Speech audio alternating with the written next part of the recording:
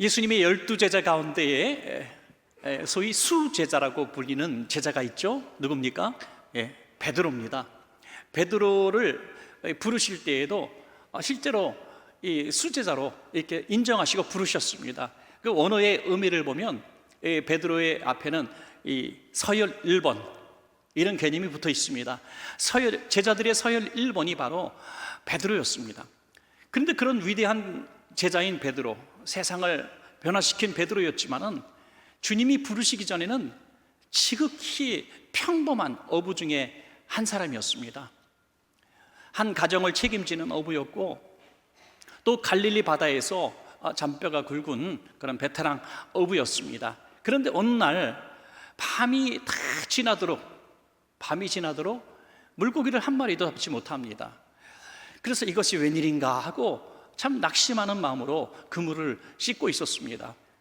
여러분, 아무리 실력이 있고 아무리 좋은 배와 그물과 도구를 갖춰 있고 또 밤이 맞도록 열심히 게으른 게 아니라 아주 최선을 다해서 일했음에도 불구하고 얻은 것이 하나도 없을 수도 있다는 겁니다. 여러분, 우리가 우리 청년들이나 학생들한테 야, 열심히 하면 돼 이런 말을 하는 것이 거짓말처럼 들리는 이런 시대가 지금도 되었지 않습니까? 열심히 한다고 된다면 얼마나 좋겠습니까? 여러분, 세상 사람들도 얼마나 열심히 사는지 모릅니다. 새벽에 보면 지하철과 이 마을버스 또는 시내버스들이 꽉꽉 찹니다. 또 밤 10시가 돼도 시내 중심가 빌딩가에 가보면 불이 꺼지지 않습니다. 저렇게 어떻게 사나 할 정도로 집에 와서 잠만 자고 또 나갑니다. 그렇게 열심히 사는데 다 잘 됩니까? 절대 그렇지 않다는 거예요. 가게를 조그만 거 하시는 분들도 보면 거기에 목숨을 걸고 합니다. 자기의 퇴직금과 전 재산을 넣고 정말 목숨을 걸고 합니다. 그런데 지금 가게 10개, 20개에 잘 되는 게 한두 개가 될까 말까 할 정도입니다. 다 너무 힘든 이런 시대를 만났습니다. 그래서 이제 열심히 산다는 것은, 또 열심히 노력한다는 것은 뭐 자랑거리도 아닙니다. 요즘에 특별히 직장을 준비하고 계시는 분들이 계시다면 정말 귀담아 들을 필요가 있는 얘기를 하나 드리겠습니다. 심사하는 그런 면접관들이 제일 듣기 싫어하는 말이 있대요. 이 말을 하면 그냥 점수를 더 깎는답니다. 무슨 말을 하면 깎으냐면 열심히 하겠습니다 이거예요. 열심히 하겠다는 말처럼 공허한 말이 없다는 거예요. 왜? 누구나 열심히 일하기 때문이죠.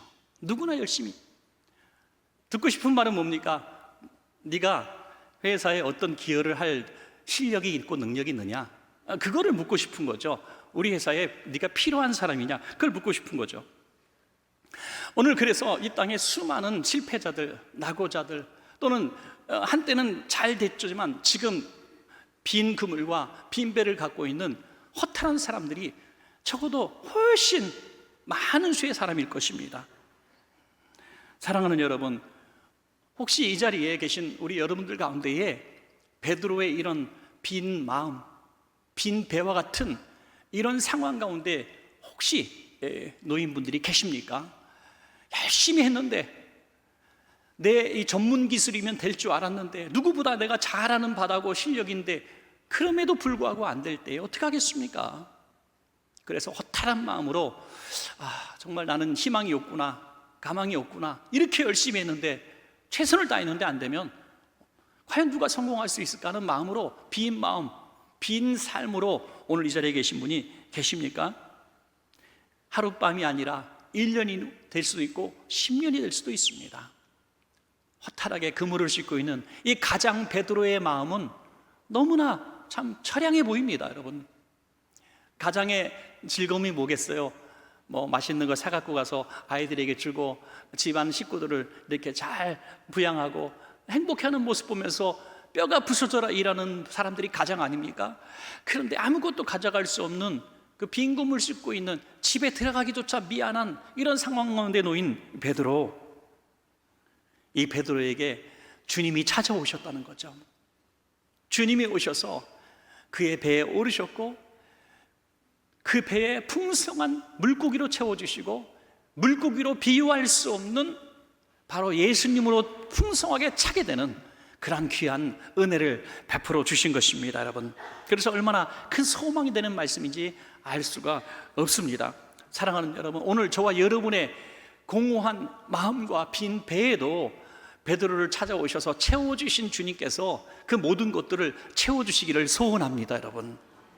실제로 우리가 채워야 될 것은 우리가 비어있는 은행의 창고가 아니라, 우리의 삶의 부족한 부분들이 아니라, 공허하고 허탈한 내 마음이 아니라, 주님께서 우리에게 채워주실 수 있는 그것들을 우리가 사모해야 될 줄로 믿습니다. 그것만 채워지면 우리는 최고로 행복한 사람이 될 수 있습니다. 자, 무엇으로 채우는 것이 복일까요? 첫 번째로 예수님은 베드로의 빈 배를 말씀으로 채워주셨습니다.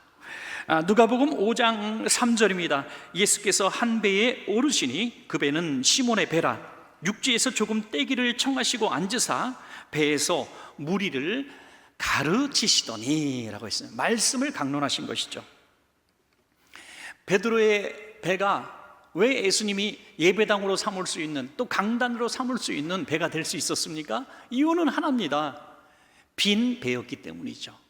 만약에 베드로가 그날 밤에 물고기를 많이 잡았으면 지금 예수님의 말씀을 들을 수 있는 시간도 없고 예수님께 배를 내어드릴 그런 공간도 없었습니다. 그런데 배에 물고기가 한 마리도 없었기 때문에 예수님을 모실 수가 있었다는 거죠. 예수님을 자기 배에 앉아서 또 서서 말씀을 증거하시다 보니 배 주인인 자신은 꼼짝없이 말씀을 들을 수밖에 없던 거죠. 여러분, 저는 이것이 참 은혜 중에 은혜다 생각합니다. 그 많고 많은 날 가운데 예수님이 매일같이 그 길을 오시는 것도 아니고 매일 그곳에서 말씀을 증거하시는 것도 아닌데 매일매일 풍성한 만선을 해가지고 돌아와서 정말 행복하게 살았다 할지라도 만약에 예수님께서 오신 그날에 배에 물고기가 가득 찼다면 얼마나 불행합니까, 여러분? 그런데 바로 그날에 물고기가 한 마리도 잡을 수 없어서, 물고기를 잡을 수 없어서 빈배가 된 것이 정말 기가 막힌 은혜가 된 것입니다, 여러분.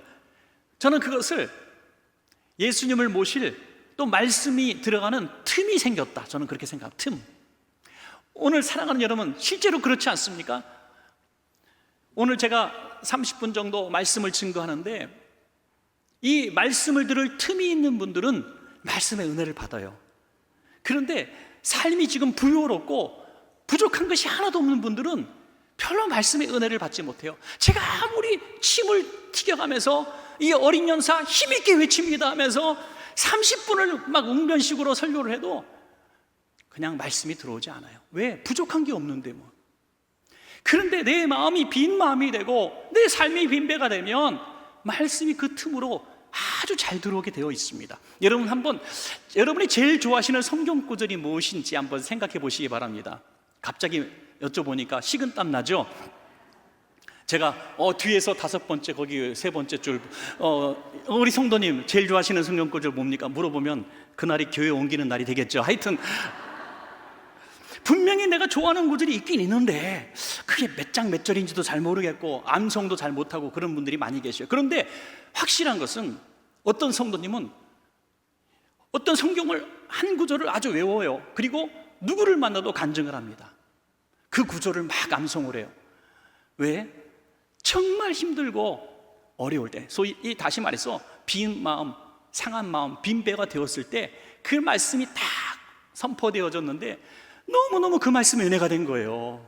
너무 위로가 된 거예요. 그래서 그 말씀을 꼭 붙들고 계속 암송하고 감사하고 그 심령에 이 말씀으로 가득 채우니까 그 이후에 빈 공간에 세상 것들이, 물질들이 막 채워들도록 이 말씀이 절대로 그 자리를 내어주지 않는 겁니다, 여러분. 여러분의 빈 마음, 빈 공간이 생겼을 때 말씀으로 채우시기 바랍니다. 하나님을 모르는 사람들은 이 삶의 빈틈이 생겼을 때에 너무나 허전하고 공허하고 슬프기 때문에 그 안을 뭐로 채우겠습니까? 한순간에 돈을 버는 도박에 손을 대기도 하고요, 쾌락에 몸을 던지기도 하고 마약과 여러 가지 이런 독한 독주에 자신을 던지기도 합니다. 그래서 자기의 빈 공간을 채우면 뭔가 좀 기쁨이 있을까?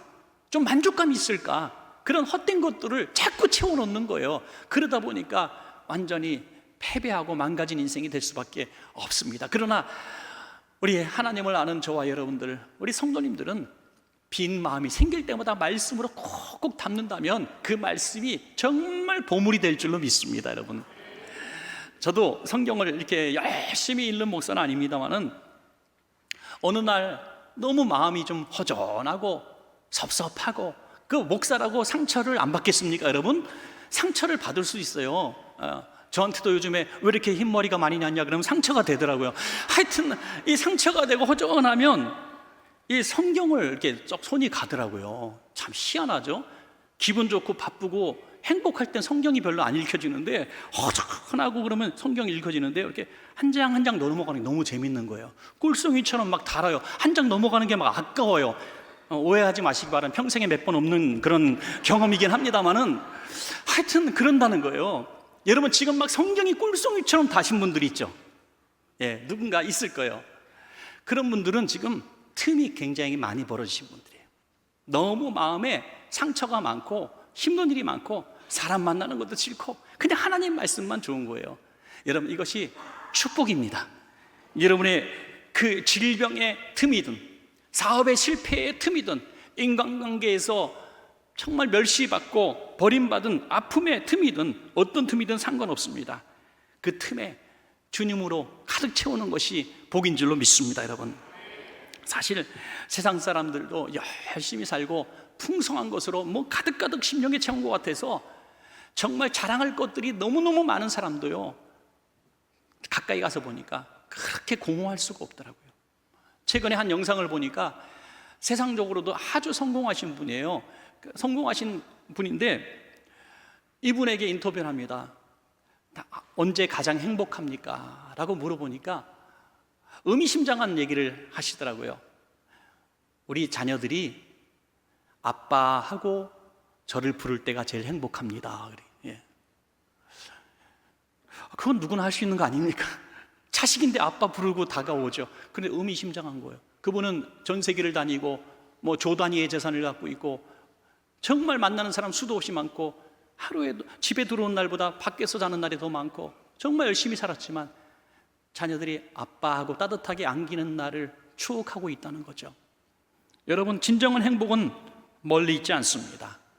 오늘 주님과 함께하고 있는 이날, 우리 성도님들과 함께하고 있는 이날, 비록 집이 작고 가난하다 할지라도 자식들이 엄마 사랑해요, 아빠 사랑해요 하면서 우리의 이름을 불러줄 수 있는 그날이 우리에게 제일 행복한 날인 줄로 믿습니다. 여러분, 그래서 우리 혹시라도 인생의 빈배가 되었을 때, 상한 마음이 되었을 때 세상의 어떤 것들로 채우려고 하지 마시고 하나님의 말씀, 주님을 초청해서 말씀으로 채우시는 여러분 되시기를 축복합니다. 두 번째로, 예수님은 베드로의 빈배를 믿음으로 채워주셨다는 거예요. 믿음으로. 여러분, 예수님께서 이 베드로를 보셨습니다. 허탈한 마음으로 그물을 씻고 있는 베드로를 보셨습니다. 예수님은 참 이 불쌍히 여기는 마음을 가지신 분이에요. 오병이의 이적도, 수많은 질병을 치료하신 이적도 보면 다 불쌍히 여기는 이 국률의 마음이 다 동기가 되셨습니다. 그럼 베드로를 보셨을 때 저 처량하고 불쌍한 베드로에게 뭔가 주고 싶으셨을 거예요. 그러면 베드로야, 지금 가서 저 깊은 데 가서 그물을 내려. 그러면 물고기 많이 잡힐 거야. 그러면 그걸 가지고 가서 너 집에서 가족들을 부양해라. 이렇게 말씀하실 수도 있는 거잖아요. 그런데 주님께서 그 말씀을 하시기 전에 먼저 하나님의 말씀을 주셨단 말이죠. 왜 그러셨을까요? 이게 굉장히 중요한 순서입니다. 하나님의 말씀으로 그가 믿음이 생기지 않았다면, 너 지금 깊은 데 가서 그물을 던져 고기를 잡으라고 말씀하신다면 베드로가 듣겠느냐 하는 거죠. 베드로는 이렇게 얘기할 겁니다. 아니, 이 바다는 내가 더 잘 알고 나는 베테랑 어부입니다. 당신은 목수 아니에요, 목수. 목수가 무슨 나한테 조언을 합니까? 그러면서 불순종할 것이 뻔합니다. 그런데 말씀을 하신 가운데에 베드로에게 믿음이 들어간 줄로 믿습니다. 말씀을 들으니 믿음이 생긴 거예요. 그러니까 말씀에 의지하여 내가 그물을 던지겠습니다 하고 갈 수가 있었던 거예요. 우리 사랑하는 여러분, 오늘 이렇게 말씀을 듣고 계신데요, 저는 얼마나 지금 여러분들이 감사한지 몰라요. 때로는 어떤 분 말씀을 듣는 중에 깊은 입신에 들어가신 분도 가끔 제가 볼 수 있습니다. 그리고 뭐 다른 거 책도 뭐 핸드폰도 만질 수 있고요. 그런데 저는 별로 개의치 않습니다. 가끔 핸드폰 벨이 막 울리거나 뭐 애들이 울거나 해서 여러분들 막 눈치 주고 그러는데, 여러분 저는 신경 쓰지 마세요. 저는 하나도 개의치 않습니다. 네. 저는 이 자리에 여러분이 앉아 계셔 30분 설교 중에 1분만 듣고 가도 감사해요. 1분만 듣고 가도 감사해요. 제가 믿는 것은, 말씀은 콩나물에 물 붓듯이 내가 계속 듣는 자리에 있으면 나도 모르게 믿음이 생긴다는 것을 저는 믿습니다, 여러분. 나도 모르는 사람의 믿음이 생기는 거예요. 그래서 어느 날 믿음 없는 사람인 줄 알았는데 예배만 열심히 드렸던 사람을 보니까 믿음이 있더라. 믿음이 있어서 큰일을 하는 것을 보게 됩니다. 그래서 믿음은 이 말씀에서 나오는 거예요, 여러분. 로마서 10장 17절 말씀 우리 한번 같이 읽어볼까요? 시작. 그러므로 믿음은 들음에서 나며 들음은 그리스도의 말씀으로 말미암았느니라. 아멘. 그래서 베드로에게 믿음이 생겼다는 확실한 증거를 볼 수가 있습니다. 그래서 베드로는 도무지 순종할 수 없는 이 순종을 하는 거죠. 자신의 경험, 상식, 또 교만함 다 내려놨습니다. 여러분, 이 사람이 실패하고 잘 되던 일도 안 되고 그러면요 더 강팍해집니다. 남의 말 안 듣습니다. 화가 차 있습니다. 그런데 베드로는 밤새도록 낚시를 했던 그곳에 가서 다시 내가 그물을 던지겠다고 하는 겁니다. 이게 보통 결심이 아니죠. 자, 누가복음 5장 4절부터 우리 5절까지 한번 보시겠습니다. 말씀을 마치시고 시몬에게 이르시되 깊은 데로 가서 그물을 내려 고기를 잡으라. 시몬이 대답하여 이르되 선생님, 우리들이 밤이 새도록 수고하였으되 잡은 것이 없지만은, 따라합시다, 말씀에 의지하여. 아멘. 말씀에 의지하여 내가 그물을 내리리이다. 저는 참 신기해요. 믿음 없었던 베드로가 설교 한 번 듣고 이 엄청난 순종을 하지 않습니까? 그렇게 30년 말씀 듣고 순종하지 않는 사람은 기적입니다, 여러분. 기적.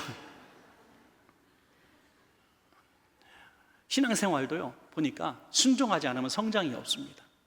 말씀을 많이 아는 사람 성장 없습니다. 말씀대로 한 구절만 알아도 순종하는 사람이 신앙의 성장이 있습니다. 신앙생활을 30년, 40년 했는데 여전히 제자리에 머물고 있다면 이것은 말씀을 내가 안 들어서 몰라서가 아니라 이 말씀이 믿음으로 아직 나가지 못했기 때문입니다. 믿음으로 나가야 됩니다. 베드로처럼 이런 결단력 있게 아멘, 말씀대로 한번 해보겠습니다 하는 이런 순종과 결단이 있을 때 기적을 보게 되는 것입니다, 여러분. 바다는 어제 그 바다예요. 그 자리입니다. 낚시배도 그대로고 또 그물도 그 그물입니다. 사람이 바뀐 게 아니에요. 베드로도 어제 그 사람입니다. 그런데 어제 그 자리에서 밤이 새도록 했는데 안 됐던 이 그물, 고기가 오늘 왜 잡히냐 이거예요. 왜 잡히냐 이거예요. 이것은 기적이죠. 여러분, 우리가 중요한 것은 내 삶의 배에 지금 물고기가 너무 없어서 내 심령이 너무 공허해서 무엇이 문제인가 이렇게 생각하다 보니까 경쟁사가 문제고 사장님이 문제고 교회가 문제고 나를 이렇게 힘들게 만든 사람이 문제고 심지어 대통령이 문제고 막 올라가는 거죠. 다 핑계댑니다. 누구 때문에 안 된다, 누구 때문에 안 돼, 내가 누구 때문에 이렇게 못 산다. 그렇지 않습니다. 내가 변화되니까 바다가 변화됩니다, 여러분. 내가 변화되니까, 나 한 사람이 변화되니까 불화했던 가족이 화목한 가족이 됩니다. 나 한 사람이 변화되니까 무너져가는 기업이 인류 기업이 될 수가 있습니다. 나 한 사람이 변화되니까 정말 다툼이 많은 교회가 화목하고 부흥하는 교회가 됩니다, 여러분. 내가 믿음의 사람이 되면 환경을 변화시키는 능력을 하나님이 허락하시는 것입니다, 여러분. 야고보서 2장 14절에 내 형제들아, 만일 사람이 믿음이 있노라 하고 행함이 없으면 무슨 유익이 있으리요? 그 믿음이 능히 자기를 구원하겠느냐 그랬습니다. 오늘 바라기는 우리 귀한 성도님들, 빈 마음 빈 배에 말씀과 믿음으로 가득 차서 이제는 내 힘으로 안 되는구나, 열심히 살아도 안 되는구나, 그렇게 평생 잘 됐던 일도 이렇게 안 될 수가 있구나, 이런 공허함에 부딪힐 때마다 이제는 믿음으로 살아버리라, 말씀대로 살아버리라 한번 결단해 보시는 우리 귀한 성도님들 되시기를 간절히 부탁합니다. 자, 마지막 세 번째는 베드로의 빈 배를 이제는 물고기와 더불어 사명으로 채워주셨습니다. 여러분, 사명으로. 저는 목회를 하면서 참 많은 성도님들과 만남과 또 대화를 나눕니다. 결국 주제는 성공과 실패, 질병과 치유, 마음의 슬픔과 기쁨, 이런 일들 아니겠습니까? 실패하는 성도님은 성공을 위해서 기도하고 어느 날 성공하는, 회생하는 날을 보며 함께 기뻐하기도 하고요, 질병에 고통받던 성도님을 위해서 기도하다가 어느 날 치유받고 다시 감사하고 행복해하는 성도님들을 보기도 하고요, 마음에 너무 슬프고 괴로워서 목사님 저 진짜 극단적인 생각을 했어요, 이런 고백을 저에게 한 분도 한두 분이 아닙니다. 그런 분들이 지금 이렇게 집사님으로, 권사님으로, 장로님으로 열심히 사역하는 모습 보는 것도 너무 행복한 일입니다. 그러나 여기서 슬픔과 기쁨, 질병에서 치유, 실패에서 성공보다 더 소중한 것을 말씀드리고 싶습니다. 그것은 이제 사명을 위해서 사는 겁니다. 여러분, 사명을 위해서. 육신의 얼매인 육신 때문에 울고 웃는 우리가 아니라 주님이 주신 거룩한 영적인 삶을 우리가 살 사명을 가지고 이 땅에 우리가 보냄을 받았다고 하는 것이죠. 베드로는 주님을 만났을 때, 이 기적을 경험했을 때, 2배 가득 차는 경험을 했을 때 저는 죄인입니다라고 고백합니다. 예수님이 물고기 잘 잡게 하는 전문가가 아니라 하나님의 아들이심을 믿게 된 거죠. 그래서 죄를 고백하게 되고 이제 주님을 따라가는 제자가 됩니다. 오늘 이 비유의 본질은 물고기 잡이에 실패한 어부 베드로가 주님의 말씀에 순종함으로 만선이 된 성공자, 거부가 되었다가 이 말씀의 본질이 아닙니다. 왜냐하면 배와 그물과 잡은 물고기를 베드로는 버렸기 때문입니다. 여러분, 누가복음 5장 10절에서 11절입니다. 세베대의 아들로서 시몬의 동업자인 야고보와 요한도 놀랐습니다. 예수께서 시몬에게 이르시되 무서워하지 말라, 이제 후로는 내가 사람을 취하리라 하시니 그들이 배들을 육지에 대고 모든 것을 버려두고 예수를 따르니라. 아멘. 아파서 병 낫기를 위해서 예수님을 믿겠다고 교회 오신 분은요, 병 나니까 교회를 끊더라고요. 학원 끊듯이 여지없이 끊어버립니다. 너무너무 가난하게 살아서 교회 가면 잘 된다 그래서 교회 오셔서 혹시라도 가게가 좀 잘 되고 돈 좀 생기면요, 교회를 안 나옵니다. 왜? 10만 가니까 이런 얘기를 하더래요. 나 돈 벌려고 교회 나갔는데 요즘 잘 돼가고 교회 안 나갑니다. 예. 우리는 복 받으려고 교회 오는 사람도 아니고 벌 받을까 두려워서 교회 오는 사람도 아닙니다. 주님이 주신 그 사명을 감당하기 위해서 살아야 될 이유가 있는 사람들입니다. 여러분, 우리 믿음의 사람들은요, 그래서 참 삶과 죽음의 경계선에서 늘 같이 사는 하나님의 나라에서 살아가고 있는 사람이다, 그렇게 저는 생각이 됩니다. 사나 죽으나 두려울 것이 없어요. 만약에 죽음의 위기와 질병과 고통이 찾아왔습니까? 그러면 내가 사명 다 했나 보다, 주님 어서 오시옵소서, 이렇게 우리가 자신 있게 말할 수 있는 그런 삶을 평소에 살아야 하는데, 그 삶이 뭐냐? 바로 평소에 사명을 위해서 살아가는 삶을 살아야 된다는 것입니다. 여러분, 우리가 제일 행복할 때가 언제입니까? 제일 행복할 때는 주님의 일을 할 때입니다. 제일 우리가 힘들 때가 언제입니까? 세상 일만 할 때입니다. 여러분, 그럼 분명합니다. 우리 성도님들 주님의 일을 하고 주님이 주신 꿈을 꾸고 주님이 주신 사명 감당하는 이 선한 일들, 구제하고 선교하고 베푸는 일을 하며 또 전도하고 막 주님 영광 위해서 이렇게 열심히 일한 일들이 세상에서 어떤 일보다 행복해야 됩니다. 저는 우리 성도님들이 그런 모습을 많이 볼 때 너무너무 감사해요.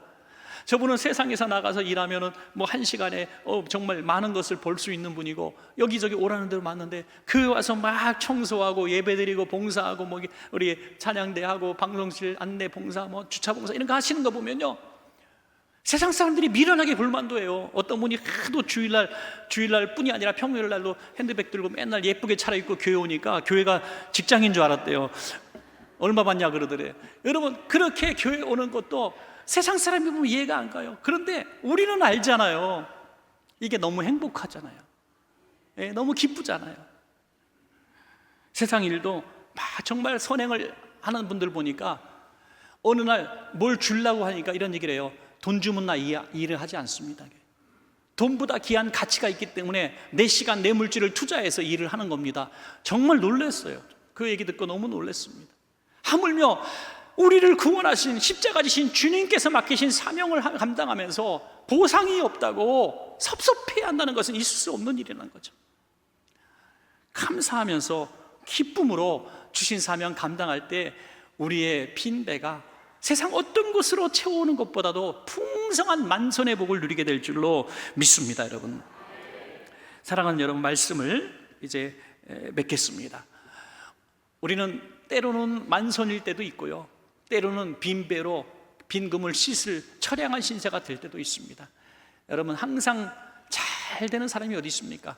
또 항상 가난하고 항상 안 되는 사람도 어디 있습니까? 우리는 오르락 내리락 하지 않습니까? 아플 때도 있고 건강할 때도 있고 자랑스러울 때도 있고 비참할 때도 있고 말이죠. 그러나 그것에 전혀 상관없이 우리는 그런 빈 공간, 빈 틈이 생길 때마다 주님을 초청할 수 있는 절호의 기회구나, 말씀으로 은혜 받을 때구나, 내가 더 성령으로 충만할 때구나, 그렇게 주님을 더 영접하고 가까이 나갈 수 있는 기회가 되니 감사하고, 더 우리 삶에 풍성한 것이 주어진다면 정말 주님께서 내가 사명 감당하라고 주셨구나 하면서 주님 영광에서 쓰니 더 감사하고, 얼마나 감사합니까 여러분. 이 복된 삶, 늘 주님으로 늘 영혼의 만선을 누리며 사시는 우리 성도님들 되시기를 간절히 축원합니다.